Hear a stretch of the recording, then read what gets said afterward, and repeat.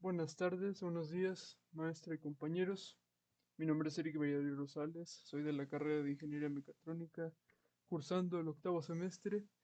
En esta ocasión, como parte de un trabajo de la materia Tópicos Selectos de MEMS y NEMS, se diseñó un microsensor, el cual tuviera pues una capacitancia en reposo de 100 femtofaradios. Se eligió un dieléctrico y del mismo modo se calcularon las dimensiones adecuadas para lograr dicha capacitancia. Y claro, el rango de fabricación de los MEMS está entre 100 micras a 1000 micras. Y bueno, este sensor, de acuerdo con el planteamiento del problema, está formado por una placa cuadrada superior unida a un bastidor, cuya altura y ancho son 60 veces más grande y 10 veces más grande que la altura de la placa, es decir, el espesor de la misma. Va a estar anclado en su volumen este bastidor. Y la segunda placa, que es de idénticas dimensiones que la superior, estará separada con la superior a una distancia d. Y entre ellas, pues va a estar presente el material, el medio dieléctrico. Y bueno, eventualmente la placa superior se moverá en el eje Z si se le aplica una presión en la parte superior de la misma. Y por último, la segunda placa se fijará a una base tipo pedestal de altura 60 menos d. Y bueno, para iniciar con dicha actividad, tomamos en cuenta que queremos lograr una capacitancia de 100 femtofaradios y por lo tanto, conociendo ya, de acuerdo a la capacitancia de Maxwell, conociendo la permitividad del vacío, la permitividad del material dieléctrico, la relativa, y el área de las placas, que en este caso, al ser placas cuadradas, pues el área es L al cuadrado. Con estos elementos podemos calcular la capacitancia. He aquí la fórmula. Ahora bien, lo único que hay que hacer, claro, es seleccionar una distancia entre placas, la cual para este caso fue de 10 micrómetros, perdón, y la selección del material dieléctrico. Y bueno, para fines prácticos y personales, se eligió un dieléctrico que es muy común en la naturaleza, el cual es el nitrógeno, que es similar a la permitividad relativa del aire, es casi 1. En este caso es 1.00054. Ahora bien, ya tenemos la capacitancia que nos da el planteamiento del problema, que son los 100 femtofaradios. Lo siguiente a realizar es despejar la única incógnita que restaría calcular, que es el área o bien la longitud del lado de la placa. Se hace este procedimiento matemático, el cual nos da como resultado esta expresión. Y bueno, ya lo que restaría hacer sería pues hacer el cálculo en términos de la capacitancia, la distancia entre placas y las permitividades del vacío y la relativa del nitrógeno. Y bueno, efectuando estos cálculos, nos da como resultado que la longitud de los lados, de cada lado de las placas debe de ser de 336 micrómetros. Ahora, en las partes siguientes hablaremos ya acerca del diseño e implementación. Así que una vez conocida la longitud de las placas y la separación entre ellas, se procede a establecer las dimensiones de este microsensor. Aquí en la tabla 1 podemos ver las dimensiones que previamente calculamos y las que establecimos. Por ejemplo, en la T, que es el espesor o altura de las placas, se estableció una dimensión de 4 micrómetros. Importante acá resaltar que L2 tiene una longitud de 335 micrómetros, poco menos que la placa superior. Esto debido a que exista, ¿no?, una distancia entre el pedestal y el bastidor. Y pues esto hará posible que al momento que se le aplique una carga a la superficie, esta se pueda desplazar hacia abajo. ¿Ok? Y bueno, aquí tenemos la altura, height 1, que sería la altura del bastidor. Y de acuerdo al planteamiento del problema, debe ser 60 veces la altura de las placas, o sea, 60T. La anchura del bastidor son 10T, 10 veces la altura de la placa. Y por último, height 2, que es básicamente la altura del pedestal, 60 micrómetros menos la distancia de separación. Ok, una vez definidos los diseños, perdón, las dimensiones del capacitor mecatrónico, pues se procede, ¿no?, a realizar el programa en COMSOL. Y bueno, importante resaltar que en el asistente de modelo seleccionamos modelo 3D y seleccionamos las físicas de electrostática y mecánica de sólidos, ya que es un dispositivo mecatrónico, como bien se dijo. Y bueno, ya en la ventana principal nos fuimos a parámetros, que a continuación pasaré a mostrar el programa. Definimos los parámetros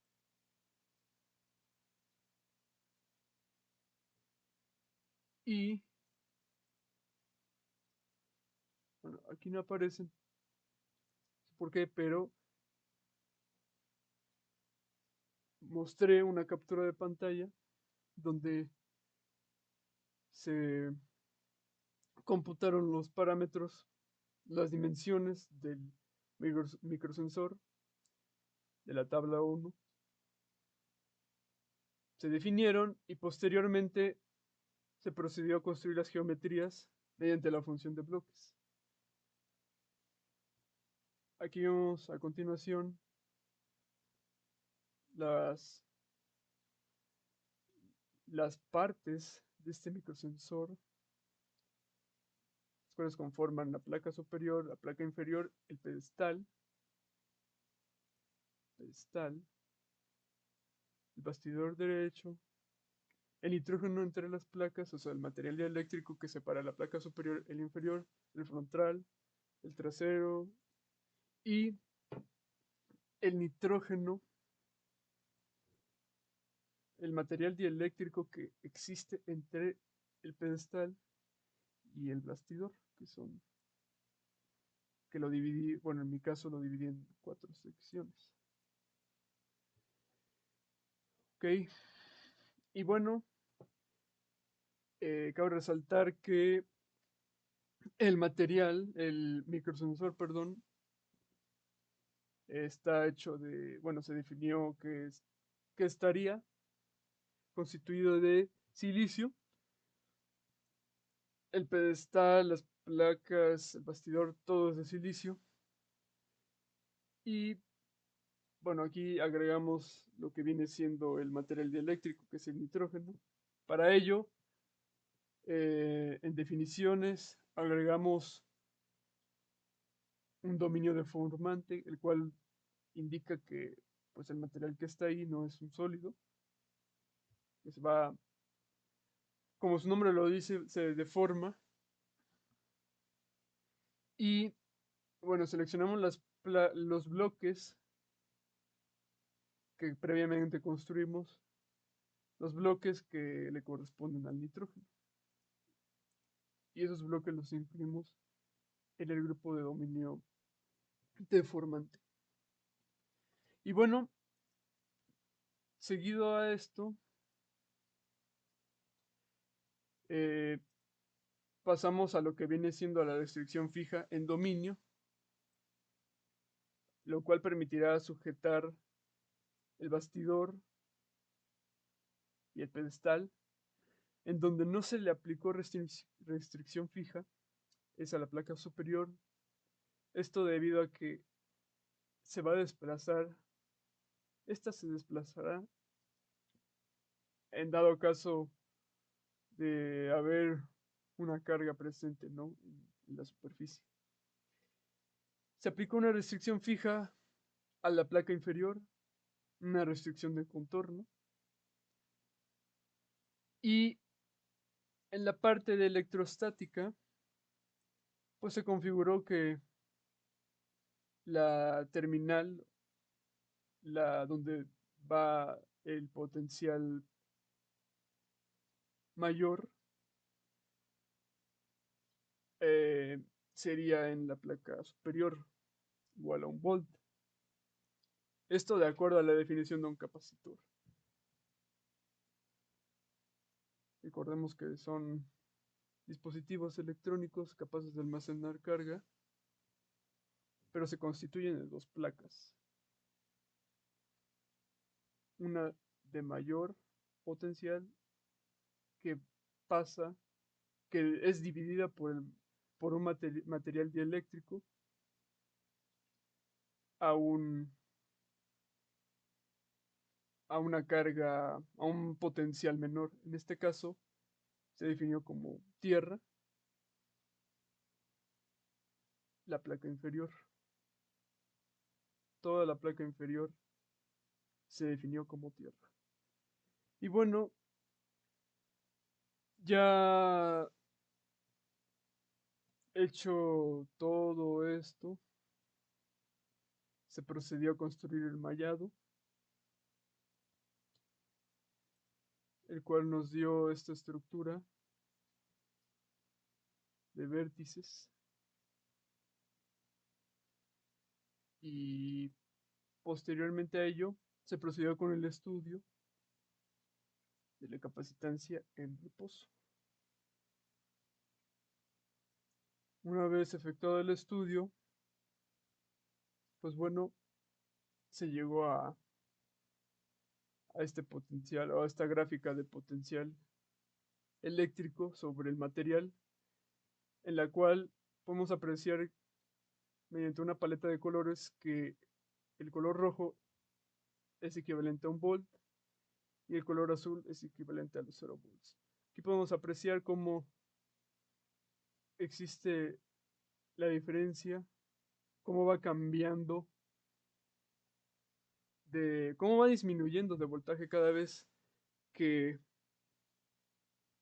nos desplazamos poco a poco desde la placa superior, perdón, hasta la placa inferior. Aquí podemos ver el cambio, cómo va disminuyendo el voltaje. Ahora, para calcular la capacitancia, pues se procedió a reemplazar la expresión, como aquí bien lo dice el menú de gráfico. Y bueno, aquí en el filtro se agregó se indicó la capacidad de Maxwell, o sea, de acuerdo a los cálculos de Maxwell para hallar la capacitancia. Y pues se llegó a esta gráfica.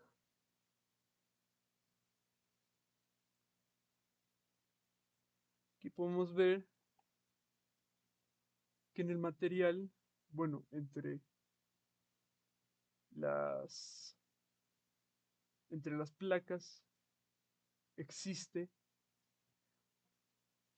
pues una capacitancia de 1.09 por 10 a la menos 13 faradios, que es equivalente a 109 femtofaradios. Este es el resultado que nos arrojó el programa de COMSOL. Posteriormente a ello, se calculó el porcentaje de error. Sabemos que el porcentaje de error está dada por esta función, valor simulado menos el valor calculado entre el valor calculado por 100. El valor calculado, o el que nos dio el problema, el planteamiento del problema, es de 100 femtofaradios. El que nos dio COMSOL es de 109 femtofaradios. Y bueno, realizando esta simple operación, dio como resultado un porcentaje de error del 9%. Esto es debido a lo que expliqué previamente, que hubo un cambio de longitud entre la placa inferior y la superior. Y bueno, también se debe a otros factores de cálculo del simulador. Cabe recalcar que implementado en físico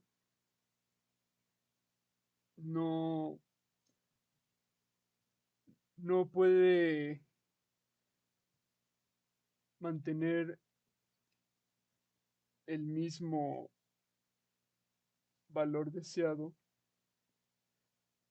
porque existirán algunas consideraciones importantes a la hora de desarrollar el dispositivo en físico, el cual impactará en la capacitancia del mismo. Y bueno, básicamente esto sería todo y muchas gracias por su atención.